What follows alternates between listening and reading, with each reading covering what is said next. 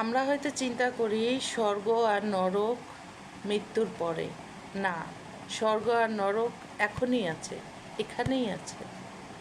আপনার চিন্তাটাই ব্যবধান করে দেয় আপনি স্বর্গের জীবন উপভোগ করবেন না আপনি নরকের যন্ত্রণা ভোগ করবেন।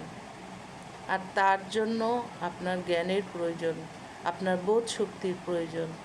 আপনার যদি ভিতরে বোধ শক্তি আসে, আপনার ভিতরে যদি জ্ঞান আসে, তাহলেই একমাত্র আপনি স্বর্গের জীবন উপভোগ করবেন।